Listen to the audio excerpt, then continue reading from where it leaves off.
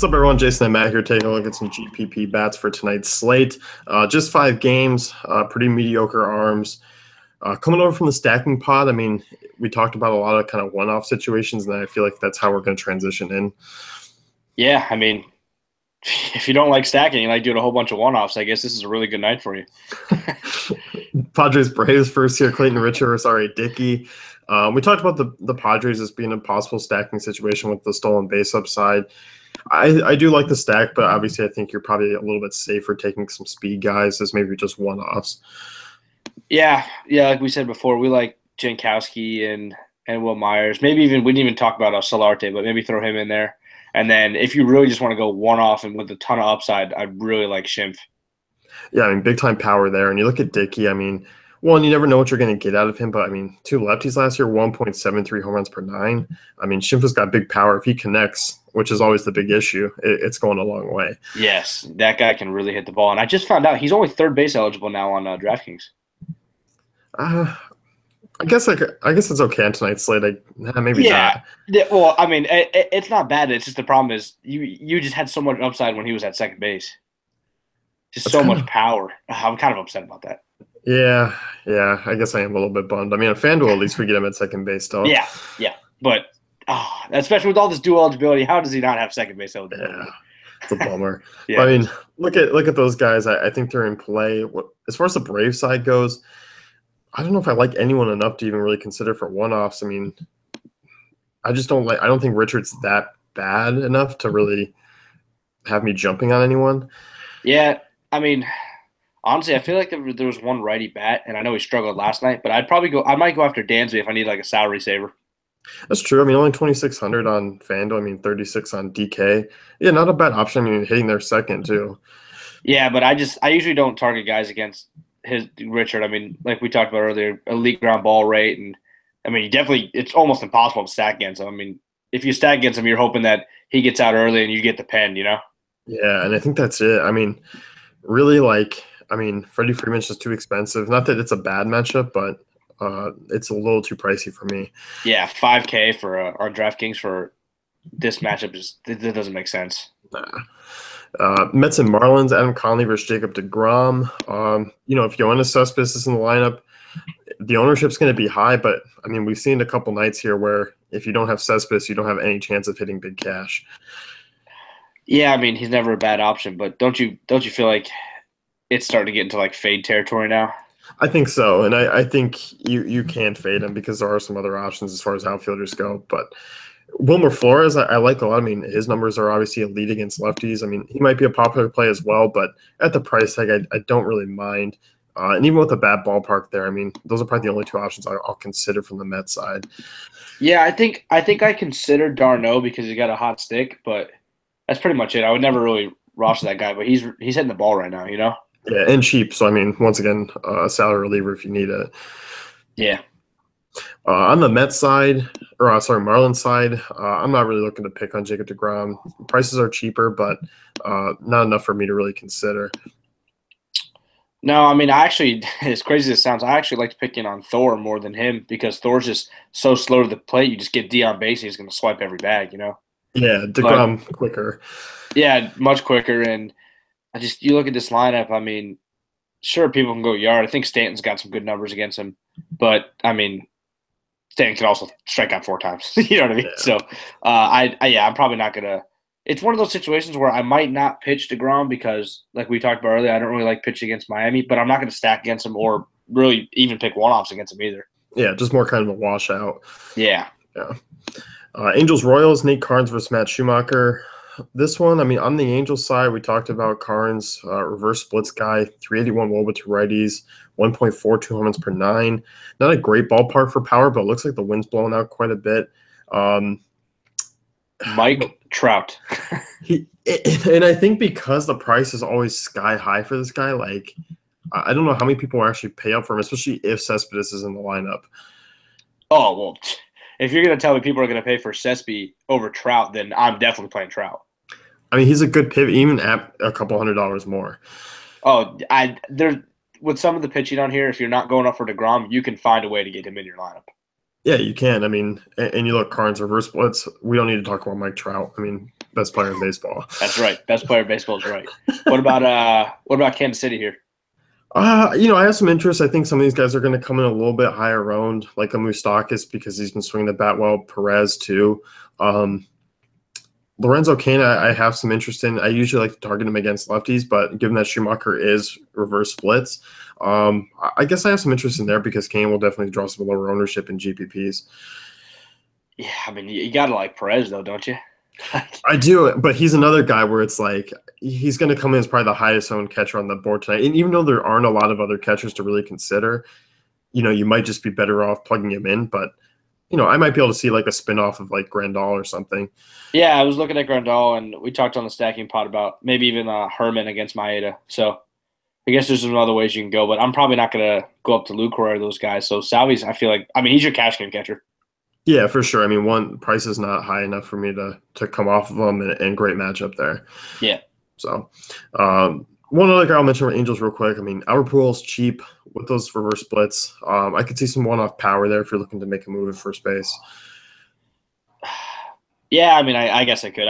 I'm just so in love with putting Trout in my lineup. I don't even know if I want to. I think I might want to go with other stacks and then just throw Trout in there as a one-off. Yeah, no, it definitely makes sense. Texas, Seattle, James Paxton versus Andrew Kashner. You and I both are liking Paxton quite a bit tonight. Anyone you could see potentially using on Texas, or is it kind of just a fade? Probably one guy, and it's probably Lucroy, to be completely honest. See, that's kind of where the pivot could be made from Salvador. Right, yeah. And, I mean, besides that, though, I can't see anything else, you know what I mean? Yeah, I'm with you. I mean, you look at Paxton, I mean, just a 292 WOBA allowed to righties since last year, 0.64 homes per nine. Bad ballpark. You look at these Texas bats, I mean, they struggled on the road last year. A good home offense, but they did struggle quite a bit away from Texas. Yeah, we just love Paxton, don't we? Yeah, I'm a big Paxton guy. Finally coming around this year, too. Yes, I'm so happy. So, what about, I mean, I like some Seattle bats here. I really like Robbie Cano. Yeah, big Cano guy here tonight. I mean, reasonably priced. You look at Cashner, 380 WOBA to lefties last year, 1.53 runs per nine. Low ground ball rate, high hard contact rate. I mean, everything really sets up perfectly for guys like, Kyle Seager, Robinson Cano, and Mitch Haniger, still cheap to use. Nelson Cruz, he's not a must play, but, if you are going with the stack, I don't mind him in there.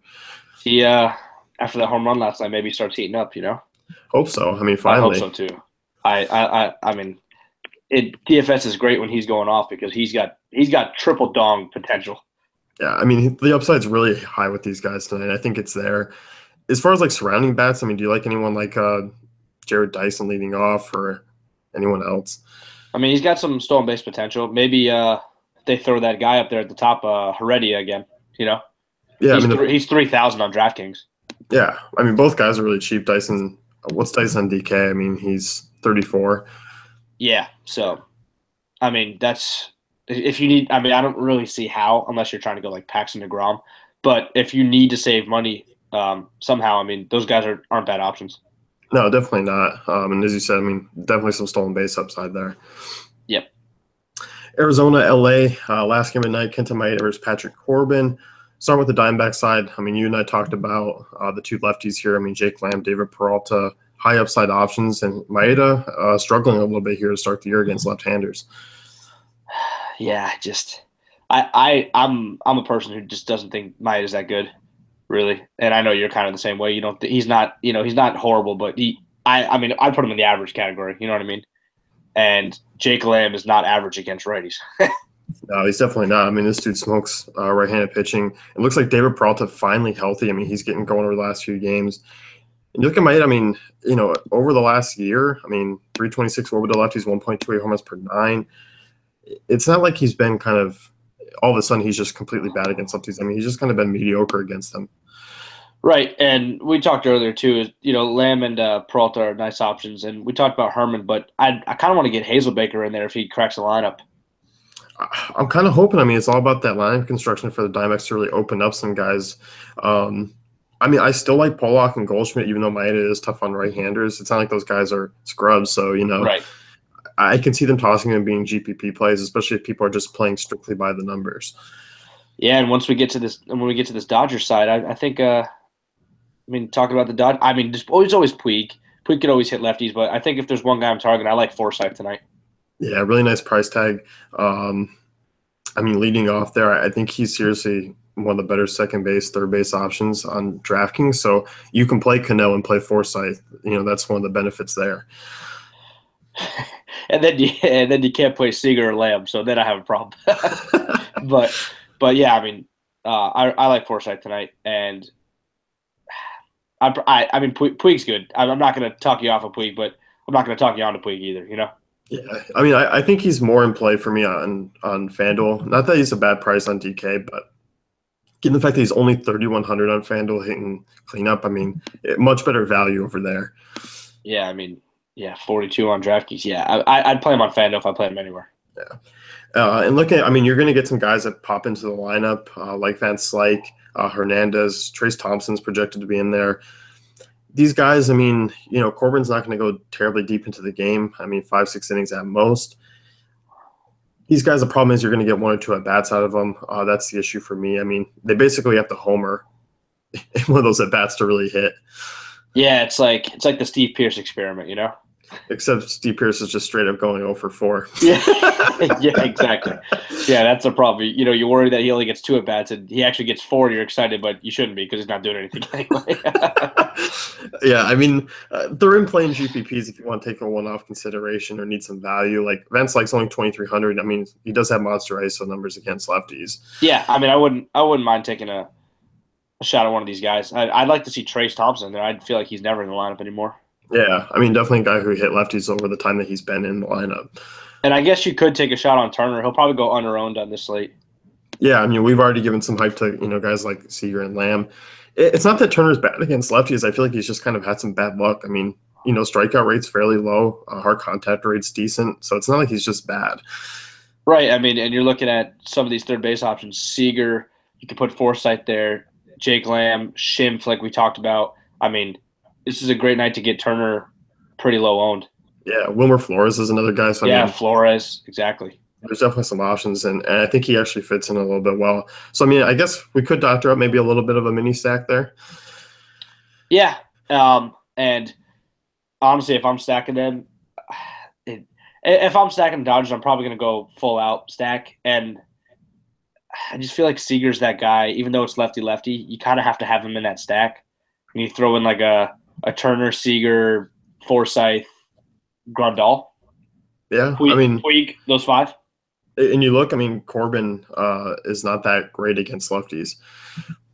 Right, and that's what I'm saying. And then you have one lefty in that stack, and it's Seager. You can't go wrong with Seager. No. And you got the 5 men on there, and you don't have any of those guys that you're worried about getting pinch hit either. That's true. And you look at, Seager, price tag might be able to keep most of the ownership away. Yeah, that's what I'm saying. So, not on last night FanDuel was ridiculous, 2,900 for this guy. Yeah. But yeah, tonight's a good night. I think to target him lefty. I don't think anybody's gonna be on him. Yeah. So if you're coming over from the stacking pod, we kind of were more one-off-ish, but I guess the stack has kind of grown for this pod a little bit. Yeah, I think as the night goes on, I'll look at all my lineups, have Dodger stacks, and then I'll see, it's 5-0 Diamondbacks in the 7th inning. This sucks.